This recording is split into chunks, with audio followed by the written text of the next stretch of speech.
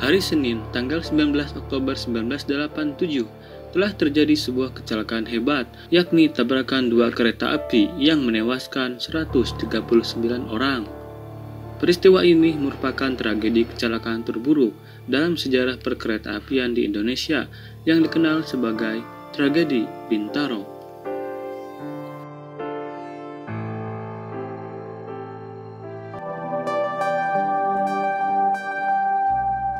Sefra Media.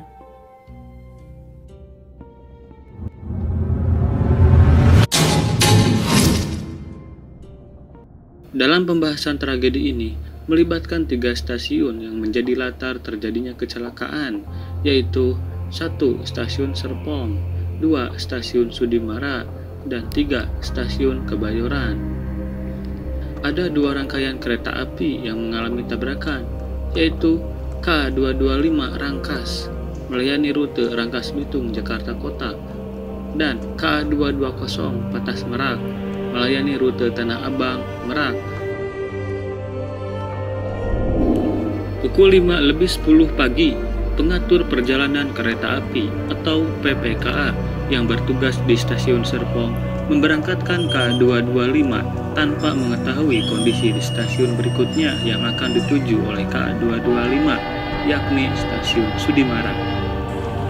Di stasiun Sudimara, jalur rel untuk parkir kereta sedang penuh dan hanya memiliki 3 jalur rel saja.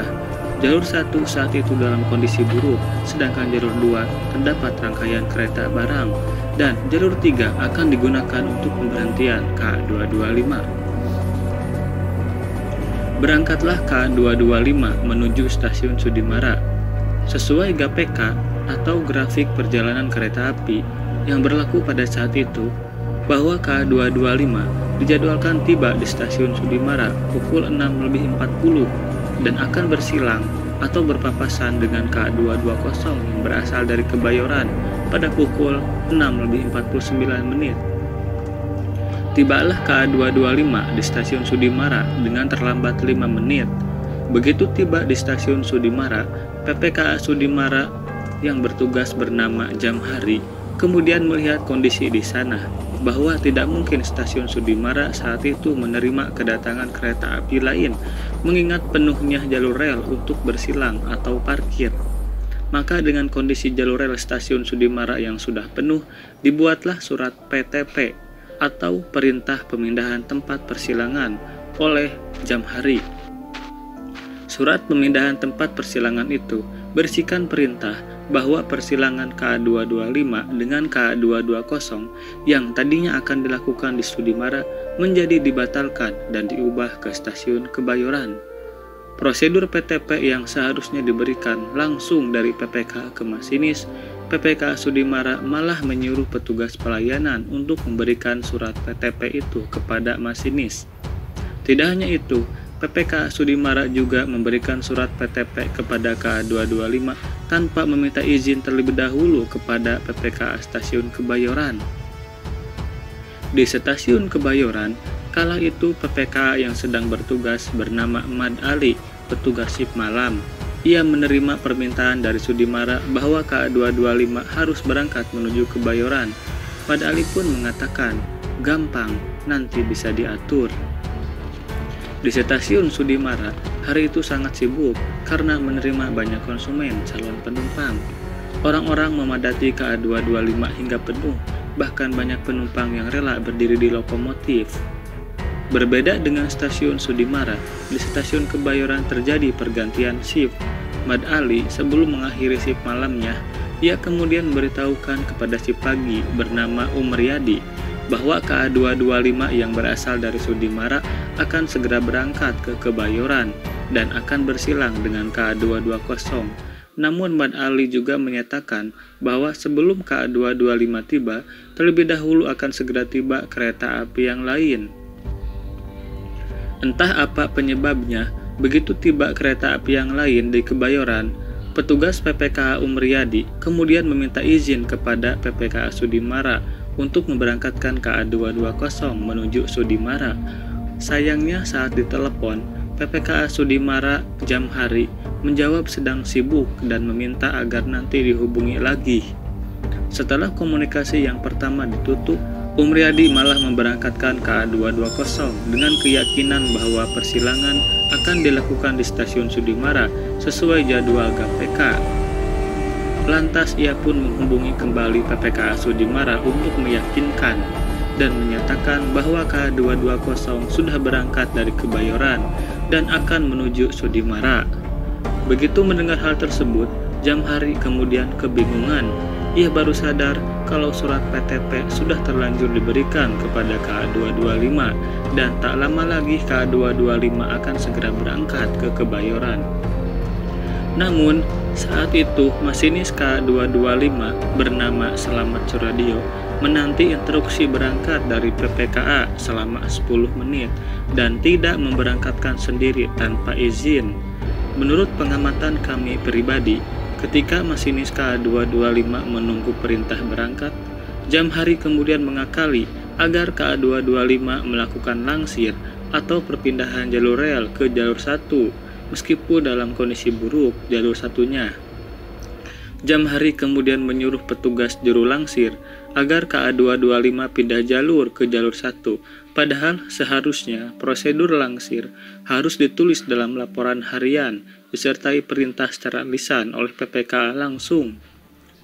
Juru langsir yang disuruh itu pun langsung bergegas melaksanakan perintah yang diberikan kepadanya, lalu memberikan semboyan kepada KA225 untuk melakukan langsir pindah jalur rel. Namun karena penuhnya penumpang yang naik di berbagai tempat, membuat masinis KA225 tidak dapat melihat semboyan yang diberikan, dan kemungkinan masinis KA225 mengira itu adalah semboyan untuk memberangkatkan kereta. Karena menurut pengakuan masinis KA225 sendiri, ia menyatakan bahwa ia diberangkatkan oleh petugas dengan surat KTP dan semboyan yang diberikan. Tatkala petugas langsir memberikan semboyan sambil mendekati KA225, tiba-tiba KA225 melaju. Menurut laporan PJKA, kondektur KA225 saat itu masuk dan tidak memberikan perintah untuk memberhentikan kereta. Petugas langsir itu pun langsung melaporkannya kepada PPKA Jamhari. Jamhari lantas marah dan langsung menggerakkan sinyal tidak aman bagi KA225. Namun menurut pengakuan Slamet Suradyo, ia tidak melihat pergerakan sinyal tanda-tanda bahaya apapun, maka Slamet pun menambah kecepatannya dan membunyikan semboyan 35. Setelah Jamhari menggerakkan sinyal bahaya, ia pun lantas lari mengejar KA225 dengan membawa bendera merah untuk memberitahukan agar KA225 segera berhenti. Namun sayang, masinis dan kondektur KA225 terus menjalankan kereta apinya tanpa mengetahui peringatan-peringatan. Berjalanlah KA225 dari Sudimara dan KA220 dari Kebayoran pada satu jalur rel yang sama. Mereka tidak mengetahui kalau sebentar lagi musibah akan segera menghampiri. Tepat berada di Pondok Betung, Bintaro, kilometer rel 17+252. KA225 dan KA220 melewati tikungan rel berbentuk S, di mana pada saat itu kondisi lingkungan sekitar banyak terdapat pepohonan. KA225 baru menyadari ada KA220 di depannya setelah melewati tikungan tersebut dan berjarak dekat. Lantas masinis KA225 Slamet Suradyo kaget dan berpikir bahwa kenapa ia bisa diberikan surat PTP kalau akan ada kereta lain dari arah berlawanan. Ia pun langsung menarik rem bahaya, namun naas pengereman tersebut gagal karena jarak sudah terlalu dekat dan terjadilah tabrakan hebat yang suara benturannya terdengar hingga jauh dan menewaskan langsung di tempat sebanyak 72 orang. Kemudian 67 orang meninggal sekarat. Tidak hanya itu, akibat tabrakan itu juga mengakibatkan 170 orang luka berat dan 84 orang mengalami luka ringan. Mari kita berdoa agar kejadian semacam ini tidak terulang lagi di kemudian hari, dan semoga para korban diberikan tempat terbaik di sisinya dan diampuni segala dosanya, dan keluarga yang ditinggalkan diberi ketabahan oleh Allah Subhanahu wa Ta'ala. Amin.